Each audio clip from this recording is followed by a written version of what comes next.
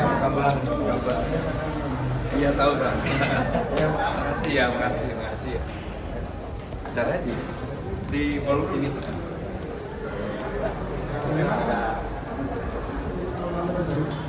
Oke. Ini Mbak Bella. Beliau ini putrinya Pak Ikan Pemuji. Iya. Ya, ambil tiga ya. Langsung tiga ya. Oh. Ya, ambil aja dulu. Ya, oke. Baik. Ini Bu ikut sepeda juga. Ayo ambil tiga. Ntar nama saya lagi baru kita jaga satu. Iya. Selamat datang. Iya, luar biasa. Pak Pramono, Anung. Iya, kita beri aplaus. Iya, baik. Luar biasa. Silakan Pak. Kami ucapkan selamat datang kepada Bapak Pramono Anung, Calon Gubernur nomor 3.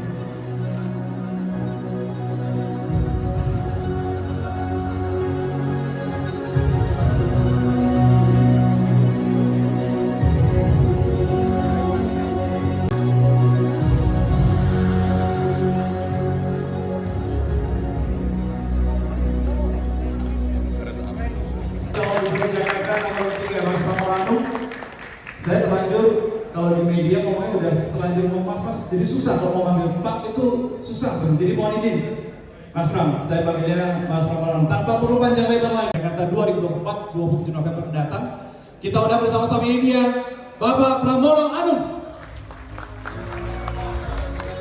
Cek. Ya. Jadi sebelum Mas Pram datang itu saya sempat kepoin Instagram Mas Pram. Postingannya baru belasan menit yang lalu, mungkin sekarang udah 20-24 menit yang lalu. Di situ saya datang, harusnya Mas Pram begitu ya. Boleh tepuk tangan dong untuk Mas Pramono Anung. Aduh, luar biasa. Saya cari bahan untuk pembuka itu agak pusing tadi, untuk Mas Pram posting di Instagram. Jadi Mas Pram, saya tadi tertarik soal konsep Mas Pram dan Bang Dul terkait bangunan itu yang 3 lantai awal mungkin bisa buat sekolah, berapa lantai di atasnya co-working space, di atasnya bisa buat hunian. Pertanyaan saya begini, hunian itu siapa yang bisa mengakses, untuk siapa, konsepnya gimana, apakah gratis atau ada biaya rent, kalaupun ada berapa, seperti apa Mas Pram? Jadi tergantung lokasinya. Dalam hidup nggak ada yang gratis, semuanya harus diperjuangkan. Maka yang ada dalam pikiran saya begini, untuk daerah-daerah prime, mau nggak mau kita buat bangunan yang bagus. Seperti di Blok S tadi, huniannya juga harus nggak kalah sama Pakubuwono yang ada, ataupun Botanika, dibuat bagus kalian, supaya apa? Menjadi income baru bagi Jakarta. Tetapi di tempat-tempat yang lebih di pinggir, hunian diberikan kepada warga yang memang perlu disubsidi, sehingga sangat bergantung pada tempatnya. Tetapi yang jelas, kerjasama dengan pengembang akan dilakukan secara terbuka dan transparan. Kalau itu bisa terjadi, saya yakin ini akan menguntungkan kedua belah pihak. Dan kepada pengembang kami juga akan sampaikan, silakan mengembangkan ini, pasti dia akan merasa lebih nyaman. Karena banyak pengembang sekarang ini paling takut sama aparat penegak hukum. Di Cakung, Mas Anies ini sudah membebaskan lahan 9,8 hektar. Salah satunya kalau saya jadi gubernur akan saya jadikan rumah sakit daerah Cakung. Tetapi problemnya adalah ada bagian-bagian yang belum terselesaikan. Sampai hari ini nggak diapa-apain. Kalau saya nggak punya beban, aparat penegak hukum kita turunkan, kita duduk sama-sama. Apakah itu bisa kita gunakan untuk rumah sakit atau kebutuhan-kebutuhan yang lain, daripada seperti sekarang hanya semak belukar. Nah, itulah yang cara-cara yang akan saya lakukan. Apakah saya berani? Saya berani. Selama saya tidak mencuri sesen pun, saya berani. Dan saya juga tidak punya beban, karena pasti saudara-saudara tak tahu, awalnya saya berpikir untuk menjadi calon gubernur aja, juga kagak gitu. Sehingga saya nggak punya beban, tapi sekarang saya fight untuk menang. Karena apa?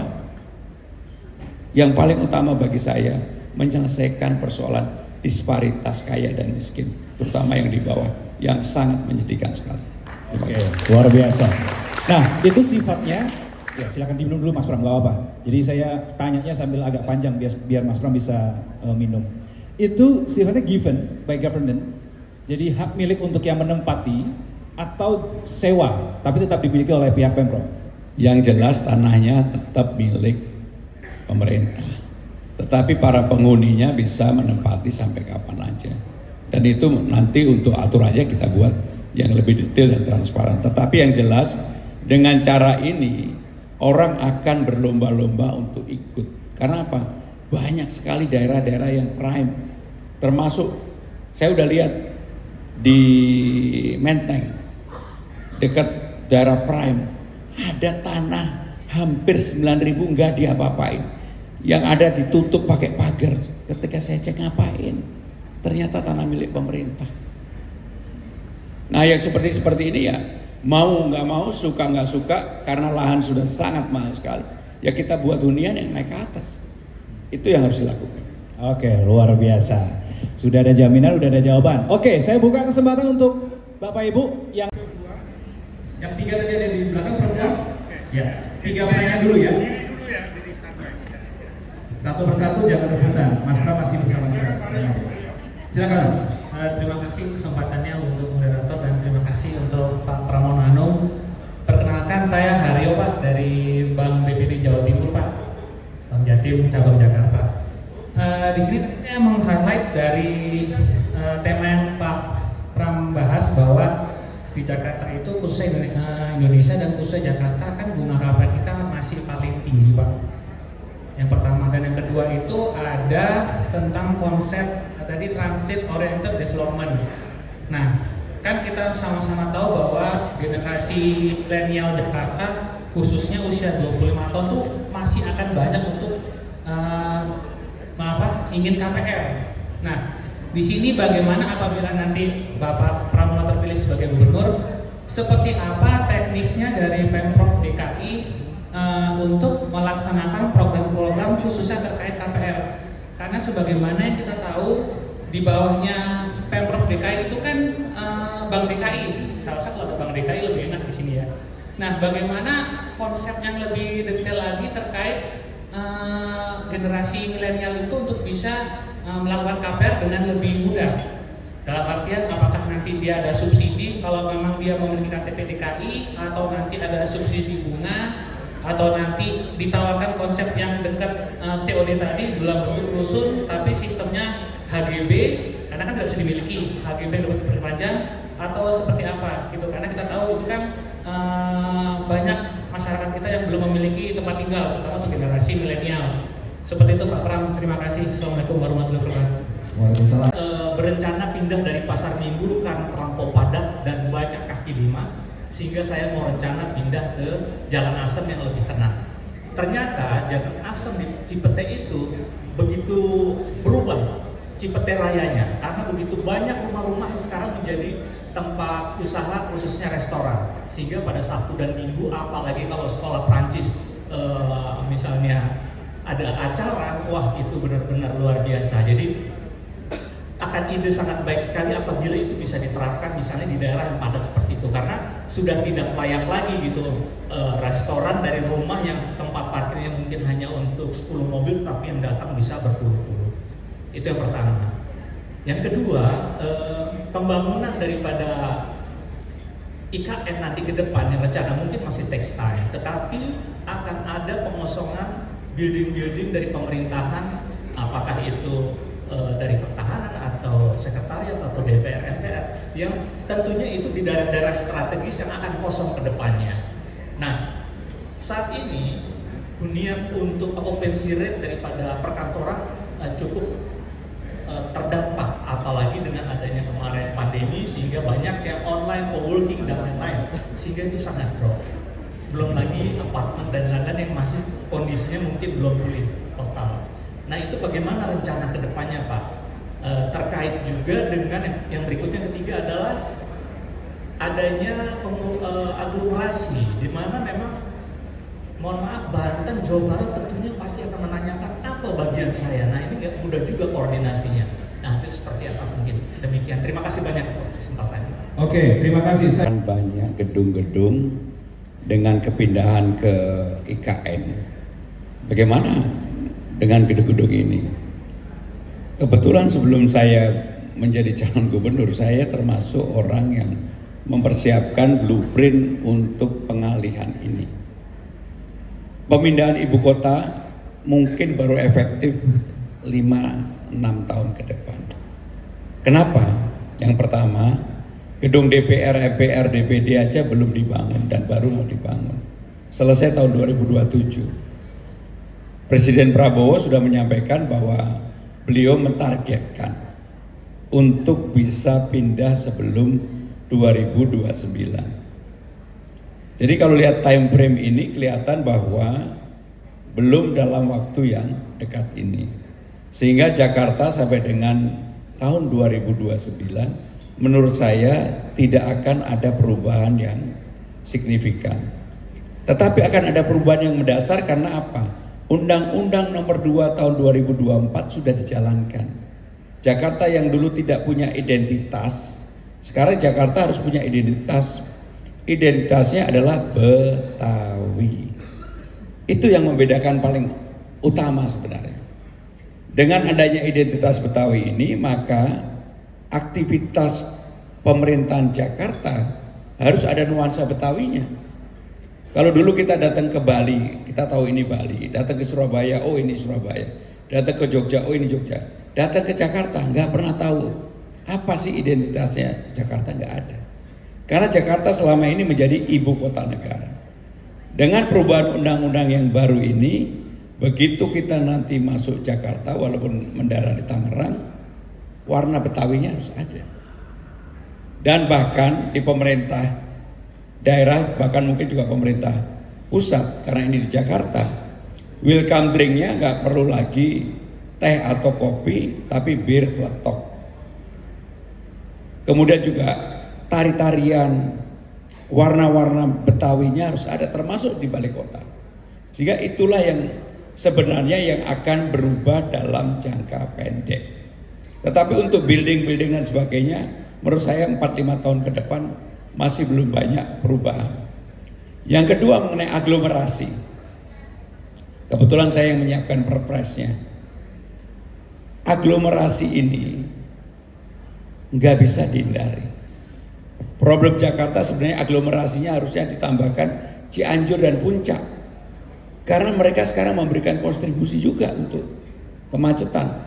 Dengan selesainya beberapa ruas tol yang baru, terutama di daerah selatan, maka orang dari Cianjur dan Puncak pun akan sangat mudah untuk ke Jakarta. Mereka juga bisa menambah beban kemacetan baru di Jakarta. Sehingga dengan demikian aglomerasi ini mau tidak mau, suka tidak suka harus dijalankan dari sekarang.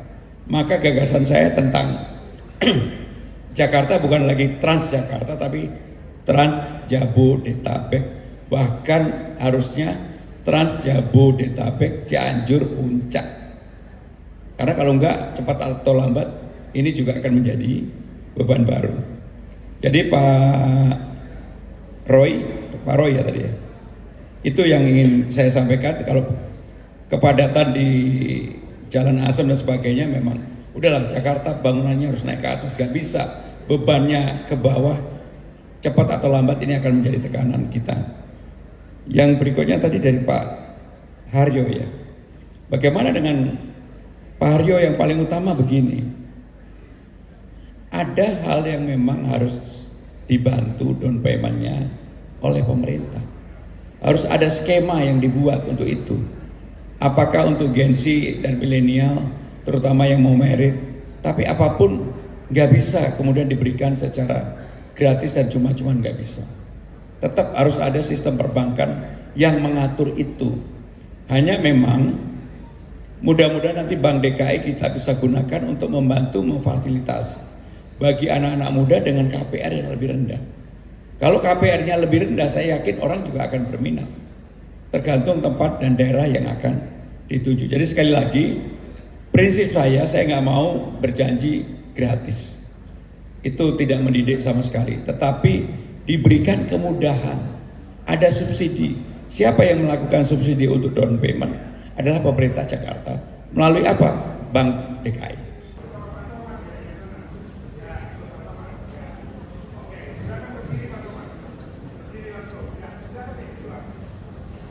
Terima kasih atas kesempatannya. Saya ingin bertanya Pak, dengan gagasan yang Bapak tadi bawa untuk menggabungkan kantor kecamatan dengan hunian, lalu dengan ruang kreatif dengan pemerintahan gitu, itu bagaimana Bapak akan mengatasi konsep tersebut? Terima kasih. Baik, terima kasih. Langsung ke pertanyaan kedua, silakan. Menyelesaikan kecil-kecil yang ada di bawah. Apa itu? Kartu Jakarta Pintar, Kartu Jakarta Sehat, cuma Dasar Wisma, RT RW dan sebagainya. Yang perlu dilakukan pemerintah Jakarta adalah transparansi, memberikan dukungan, memberikan kemudahan, dan yang adil dan nggak dipersulit. Bagi Re itu aja sudah cukup. Terima kasih. Wassalamualaikum warahmatullahi wabarakatuh. Waalaikumsalam warahmatullahi wabarakatuh. Terima kasih Mas Pramono Anung, calon gubernur Jakarta nomor 3. Supaya kami tidak afiliasinya kepada 1-2, supaya semua rakyat DKI, kira-kira Pak Pram tidak keberatan hal yang sama kami buat untuk Bapak tanda tangan. Lagi dibuat draftnya Pak. Saya tanda tangan di sini aja tapi paling atas. Udah nggak jadi. Ini aja katanya ditanda tangani. Ya. Oke. Luar biasa. Nih. Buktinya, tunjukkan data. Pokoknya Pak Pram nggak mau kalah. Iya kan, luar biasa. Baik, ya, silakan untuk berfoto Pak Pram. Terima kasih Mas. Ya, Pak Marius Bayoko. Oke. Baik, Bu Leni mana? Mau Ibu? Oh jangan. Ya harus netral ya Bu ya. Ya, Pak Rudi, ayo Pak Rudi. Pak, ini Pak Rudi dari Apian Group ini Pak, luar biasa. Ya. Ya Pak, iya. Baik, iya, oke. Siap. Yuk, Pak, kepalkan tangan, Jakarta menyala. Oh, ini luar biasa. Iya. Jakarta menyala. Iya, luar biasa. Iya, terima kasih Pak Pramono Anung, luar biasa. Kami dari RAI DKI. Thank you banget. Mohon izin Bapak Pramono Anung untuk tetap bisa berada di atas panggung. Pak Pramono. Mohon izin Bapak Pramono Anung untuk tetap bisa berada di atas panggung. Izin Pak, maaf. Izin Bapak, mohon izin. Ayo, mana? Iya, silakan. Bapak dan Ibu hadirin sekalian, kita akan memberikan beberapa Iya, sebuah boleh. kajian yang telah dilakukan Ya, oleh Bu Yurika. DKI Jakarta. DPRD DKI Jakarta bekerjasama dengan Pusat Studi Urban Design (PSUD) melakukan kajian tentang aplikasi undang-undang nomor 2 tahun 2024 tentang Provinsi Daerah Khusus Jakarta ada di Indonesia. Kami undang Bapak Arvin dan Bapak dan Ibu dipersilakan untuk kembali ke tempat.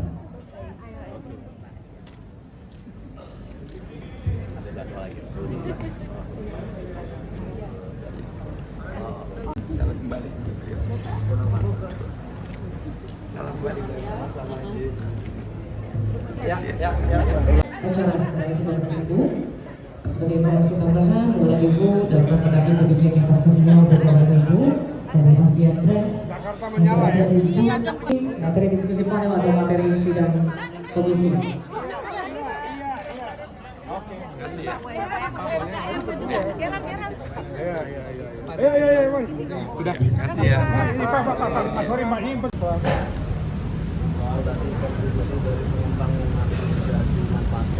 Jadi Jakarta udah waktunya TOD-TOD-nya digarap dengan serius. Sekarang ini di Jakarta ada 5 TOD yang sudah berjalan, tetapi baru di Blok M yang berjalan dengan baik. Yang lain belum terintegrasi dan terkoneksi dengan baik. Maka menjadi tanggung jawab pemerintah Jakarta untuk melakukan itu. Kalau itu bisa dilakukan, kemudian Trans Jabodetabek dijalankan, saya yakin TOD ini juga akan berkembang lebih maju. Karena apa? Orang akan makin banyak menggunakan transportasi umum. Maka dalam konsep yang akan saya lakukan, memaksa warga untuk pindah dari kendaraan pribadi naik transportasi umum, maka kenapa kepada 15 golongan akan digratiskan naik mana saja. Dan kalau itu terjadi pasti polusinya berkurang, kemacetan berkurang, uang yang dibakar untuk bahan bakar terutama menggunakan sulfur, pertalite juga akan berkurang. Jadi itulah cara berpikir saya. Jadi prioritas Mas Pram, bakal dipastikan jadi prioritas ntar. Ya, semua program tentunya prioritas, tetapi untuk apa ya? Kalau mau transportasi di Jakarta menjadi lebih baik, itu yang harus dilakukan. Untuk subsidi down payment yang dari Jakarta. Untuk kan gini, apapun mekanisme ini harus mekanisme perbankan. Down payment diberikan kepada yang membutuhkan. Karena memang KPR kita itu masih tertinggi di Asia, 9,98%. Maka harus dikurangi. Kalau memang mau memberikan kesempatan kepada anak-anak muda, terutama Gen Z, milenial, yang baru mau menikah dan sebagainya untuk punya housing sendiri. KPR-nya dipermudah, harganya juga diturunkan, maka lahan-lahan pemerintah yang bisa digunakan akan saya gunakan. Ya. Oh, Mas Pram.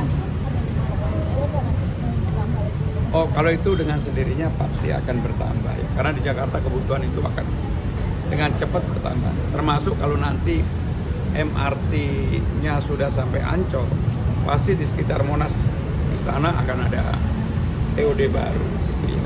Pasti akan. Baik, terima kasih.